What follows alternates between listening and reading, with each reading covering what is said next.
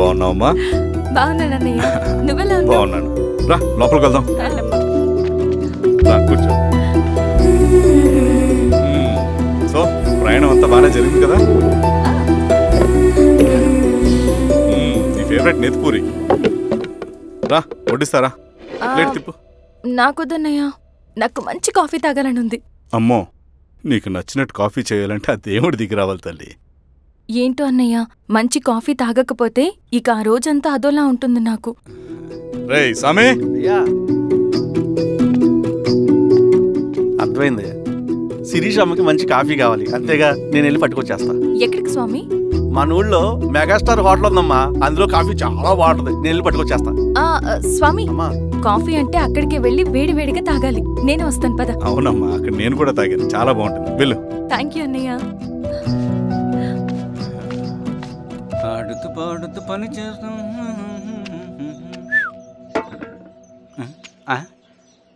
ఏంది మీ పిల్లగాడికా? అవును. ఒకసారి పెట్టుకొని చూస్తా. పెట్టుకో.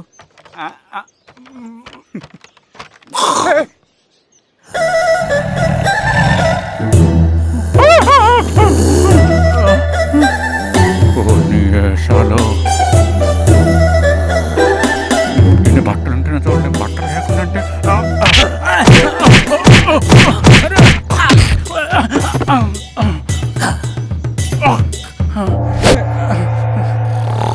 చంపేస్తాను, నీకు దండ పెడతా.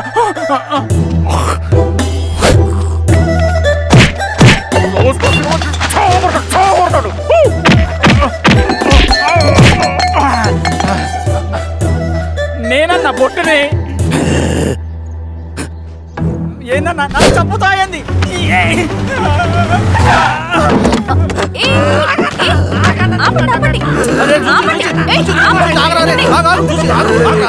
రాత్రి దొంగ సినిమా చూసాడమ్మా, పొద్దున్న నేను పొలాలు కొంచెం చంపేస్తాడమ్మా. మేడం మంచి కాఫీ పెట్టు. మేడమా? అయితే మేడంకి స్పెషల్ కాఫీయా?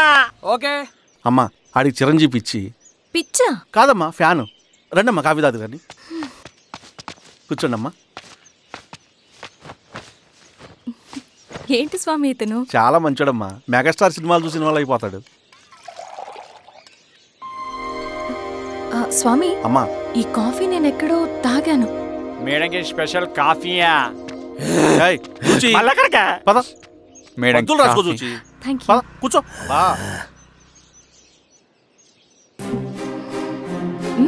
కాఫీ బాగుంది. ఎవరు చేశారు? మా రవణ పెట్టాడమ్మా. రవి? ఎవరు రమ్మను? రవణ మేడం పిలుస్తున్నారు.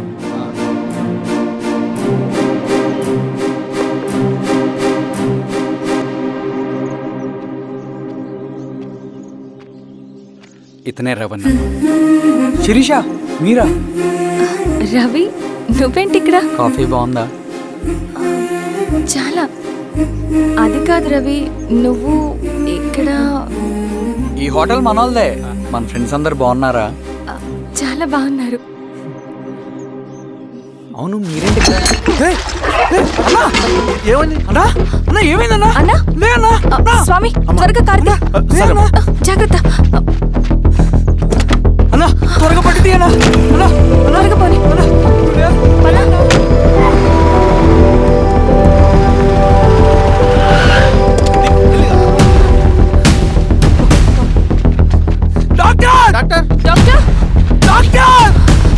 ఏమైంది డాక్టర్? త్వరగా చూడండి డాక్టర్.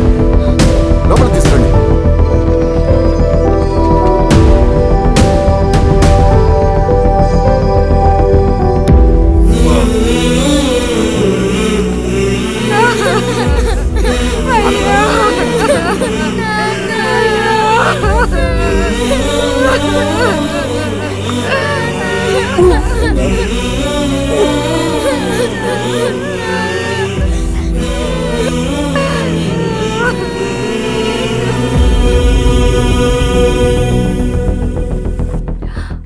ఎలా ఉంది డాక్టర్? డాక్టర్ చనిపోయాడమ్మా.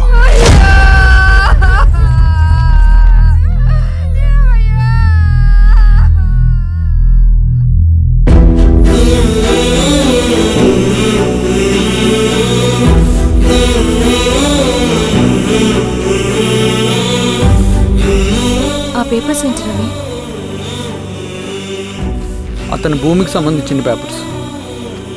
1 సంవత్సరం నుంచి ఈ పేపర్స్ పట్టుకుని ప్రతిరోజు ఎంఆర్ ఆఫీస్ చుట్టూ తిరిగేవాడు. భూమిని తాకట్టు పెట్టి అప్పు తీసుకున్న పాపానికి టైంకి వడ్డీ కట్టలేదని అప్పిచ్చిన ఆ దొర ఎంఆర్ఓ ఆఫీస్లో లంచం ఇచ్చి భూమిని తన పేరు మీద రాయించుకున్నాడు. ఈ ఎంఆర్ఓ ఆఫీస్లో ఎవరు నిజాయితీగా పనిచేయట్లేదండి. చెట్టు కట్టి నరకాలు ఒక్కొక్కడిని. నరికేయడమేంటి రవి? నువ్వు కాగితం మీద ఒక బొమ్మ గీస్తావు, ఒక చోట సరిగ్గా రాదు, ఏం చేస్తావు? ఎరేజర్తో సరిచేస్తావా, లేకుంటే ఆ పేపర్ని చింపేస్తావా? మరి మనుషుల విషయంలో ఎందుకు రాదు ఆ ఆలోచన?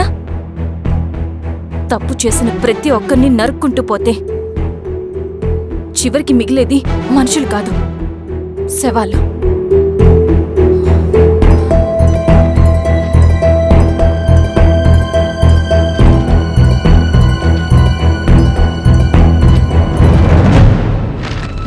పదరవి రా.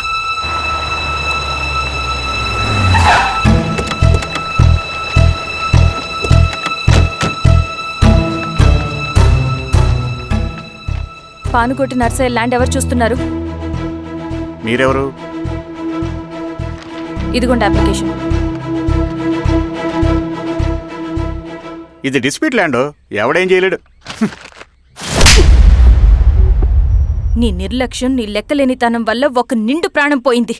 ఒక కుటుంబమే రోడ్డు మీద పడింది తెలుసా? ఏంటో మా గొడవ?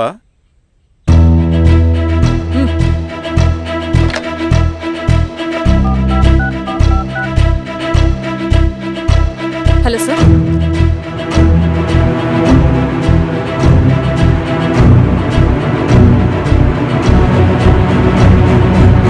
Okay sir.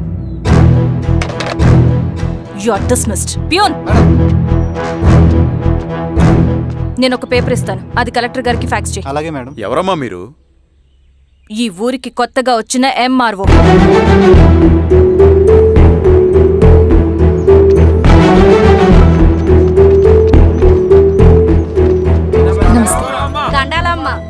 మీ పరిస్థితులు నాకు తెలుసు.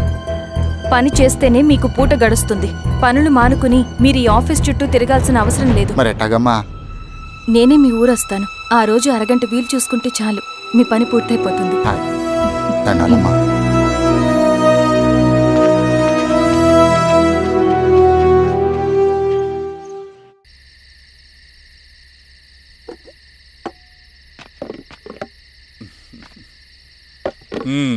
ఎంఆర్ఓ గారు, ఏంటి ఛార్జ్ తీసుకున్న మొదటి రోజే ఆఫీస్లో మీ పవర్ చూపించారట?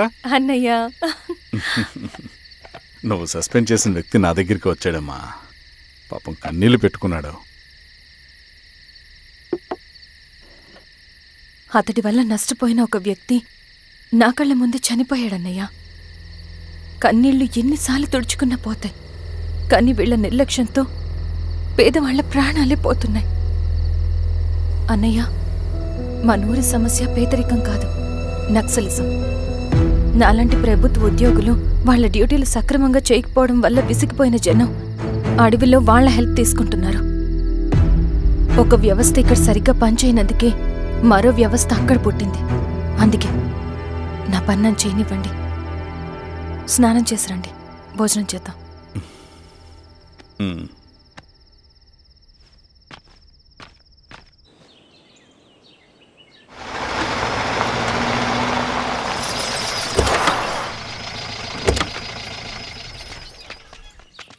నమస్కారం అమ్మా. నమస్తే. ఇలా రండి. మీ ఊరు నుంచి కొందరు ఎంఆర్ఓ ఆఫీస్లో అప్లికేషన్స్ ఇచ్చారు. తను వాళ్ళ పేర్లు చెప్తారు, వాళ్ళని పిలవండి. అలాగే మేడం. వెళ్ళండి. Madam, coffee. నువ్వెప్పుడు వచ్చావు రవి? మీరు గంటకోసారి కాఫీ కావాలంటారు కదా, మాటి మాటికి వెళ్ళి రావడం ఎందుకని వచ్చేసా.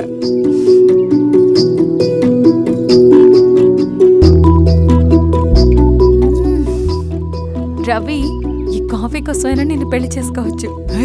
అదేంటి అలా అనేసారు? That's a compliment. భలే వారండి బాబు. దండాలమ్మా. నమస్తే. ఇలా ఇవ్వండి. చెప్పండి మీ సమస్యలేంటో. పేరు తలుపుల వీరాంజనేయులు. ఉన్నది 3 ఎకరాల పొలం. చెన్నుపాటి ధనుంజయరావు అనే మహానుభావుడు అందులో 2.5 ఎకరాల భూమిని తన పేరు మీద రాయించుకున్నాడు. అడిగితే నీ దిక్కున్న చోటు చెప్పుకోమన్నాడు.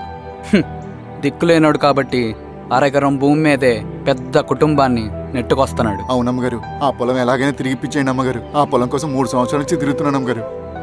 వీరబాబు, వీళ్ళందరి దగ్గర కలెక్ట్ చేసుకో. మేడం, దాదాపుగా ఇక్కడ ఉన్న వాళ్ళందరి పరిస్థితులు ఇవే. వీళ్ళ సమస్యలు పరిష్కారం కావాలంటే మాట్లాడాల్సింది వీళ్ళతో కాదు మేడం, మన ఊరి పెద్ద మనుషులతో. ఇందు మూలంగా 50 మంది గ్రామ ప్రజలకి తెలియజేయదేవనగా శ్రీరామగిరి గ్రామ పంచాయతీ మోతుబడి రైతులు, సన్న చిన్నకారు రైతులందరూ రేపు ఉదయం 10 గంటలకి ఎంఆర్ఓ ఆఫీస్ దగ్గరికి రావాలా.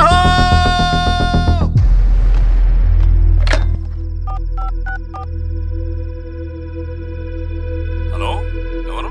నమస్తే బాబాయ్, నేను ఈశ్వర్ రెడ్డి. ఎలా ఉన్నావు? బాగున్నా. చెప్పు బాబాయ్, శిరీష్ ఎంఆర్ ఆఫీస్లో భూ సమస్యల గురించి రేపు మీటింగ్ ఏర్పాటు చేసింది. ఈ విషయం మన వాళ్ళంతా ఎలా తీసుకుంటారో అర్థం కావట్లేదు. అందుకనే మీకు ఫోన్ చేశాను. శిరీష్ చెప్పింది చేయండి, అదే మనకి కలిసి వస్తుంది. సరే బాబాయ్, ఉంటాను.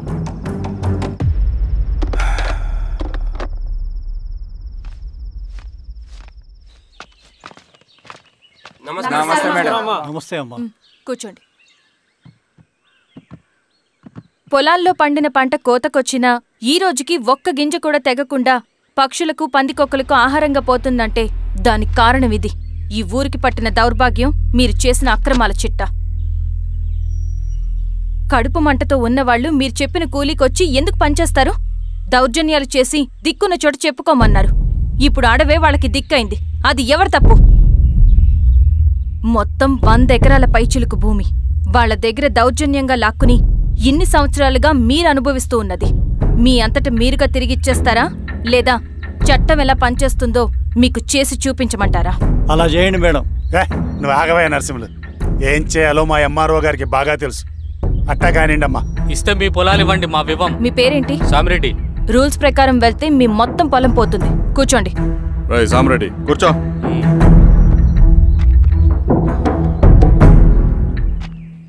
ఏమ్మా, సంతోషమేగా? మరీ నువ్వు అనుకున్నంత చెడ్డవాళ్ళేం కదమ్మా మనోళ్ళు.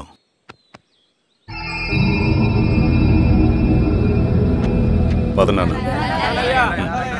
నమస్తే. పెద్ద ఆయన చెప్పాడు, అంతా మన మంచికే. పోను పోను నీకే అర్థం అవుతుంది. ఎన్నాళ్ళకి మీకు మంచి జరుగుతుంది.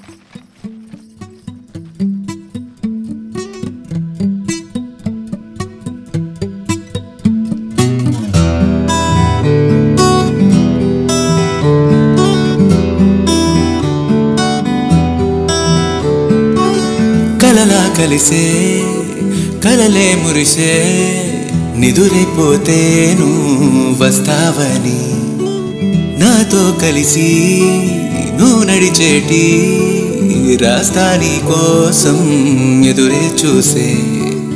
ఓ మాదిరిగా సాగే నా జీవితం, ఓహో అని అనిపించావే నువ్వు అద్భుతం. ఓ మాదిరిగా సాగే నా జీవితం, ఓహో అని అనిపించావే నువ్వు అద్భుతం. ఆహా అని అనిపించిందే నా ప్రతి క్షణం.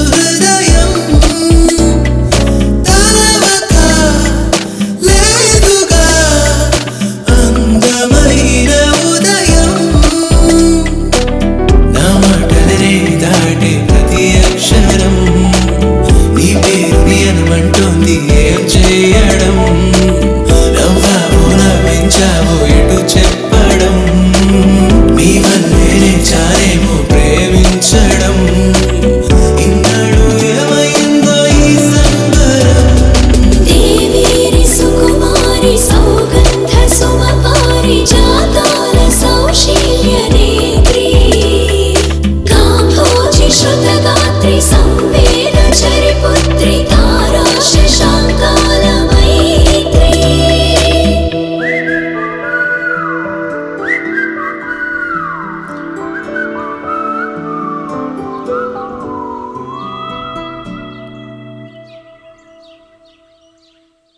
సెంట్రల్ కమిటీ నుంచి కొత్త ఆర్డినెన్స్ వచ్చాయి. దాంట్లో ముఖ్యమైనవి జరగబోయే మైనింగ్ ఆపాలి, రెండోది జెడ్పీటీసీ ఎలక్షన్స్ని బైకాట్ చేయాలి, దీనికి జనాల్ని సిద్ధంగా ఉంచాలి. లాల్ సలాం కామ్రేడ్. లాల్ సలాం. ఏంట్రవి, శ్రీరామ్గిరిలో భూస్వాములందరూ దేవుళ్ళైపోయారంట, పేద ప్రజలకంతా వరాలు ఇస్తున్నారంట, ఏంటి సంగతి? అవునన్నా, నేను కూడా ఆశ్చర్యపోయాను. ఒక గవర్నమెంట్ ఆఫీసర్ తలుచుకుంటే ఒక ఊరు క్షణాల్లో ఎలా మారిపోద్దో నా కల్లారా చూశానన్నా. అది కాదన్నా, అంటే నా ఉద్దేశం వాళ్ళు ఏం చేసినా దానికి ఒక స్ట్రాటజీ ఉంటుంది. శిరీష వాళ్ళ వర్గానికి చెందిన అమ్మాయి. ఆ అమ్మాయికి ఎంత పాపులారిటీ వస్తే వాళ్ళకంత మంచిది. ఎందుకంటే వాళ్ళ అన్నయ్య ఈశ్వర్ రెడ్డి రాబోయే జెడ్పీటీసీ ఎలక్షన్స్లో చైర్మన్గా పోటీ చేయబోతున్నాడు. ఈ అభిమానం మొత్తం వాళ్ళు ఓట్ బ్యాంక్గా మార్చుకోపోతున్నారు. అంటే అన్నా, శిరీష అయినా ఎవరైనా ఒకే తాను ముక్కలే. అధికారమే వాళ్ళ అవసరం తీరుస్తుంది. వీళ్ళందరూ అధికారం కోసం ప్రయత్నం చేసేది వాళ్ళ ఉనికిని కాపాడుకోవటం కోసమే. రేపే నామినేషన్ వేస్తున్నారు.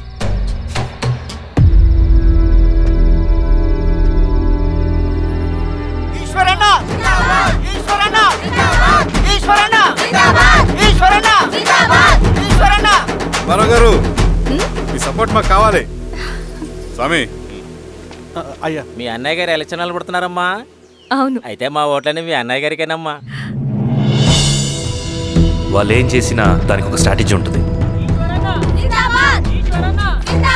అమ్మాయి గారు, సంజీవ్ రెడ్డి గారు వస్తున్నారంట. మధ్యాహ్నం భోజనానికి అన్నయ్య గారు ఇంటికి వచ్చి ఉన్నారమ్మా. అవునా? సరే సరే. రవి, నువ్వు కూడా నాతో వచ్చే. అది రవి, ఇక్కడ నాకు ఫ్రెండ్స్ అంటూ ఎవరు లేరు. నాకు తెలిసిన వాడివి నువ్వు ఒక్కడివే. I'm feeling alone. అందుకే, అర్థమైందా? సరే.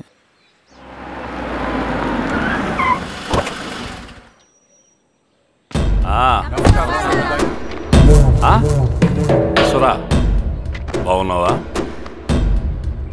నమస్తే చెన్నారెడ్డి. నమస్తే. బాగున్నారమ్మా? సుబ్బారెడ్డి, పదండి. ఊళ్ళో మనోళ్ళంతా బాగున్నారు కదా ఈశ్వరా? అంతా బాగున్నారు బాబాయ్. సంతోషం. ఈసారి మళ్ళీ మనం ఏకగ్రీవం అవ్వాలి రెడ్డి. మనకు పోటీ లేదు, మనదే విజయం. సంతోషం. కూర్చోండి.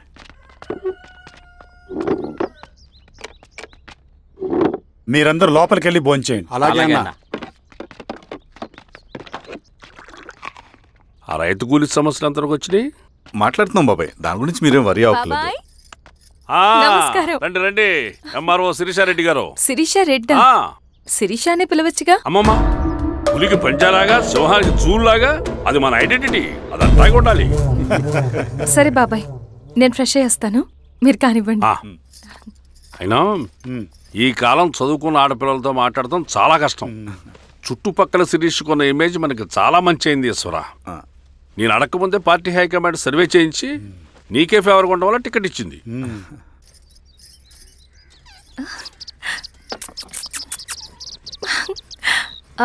అనేవాళ్ళు ఎక్కడ?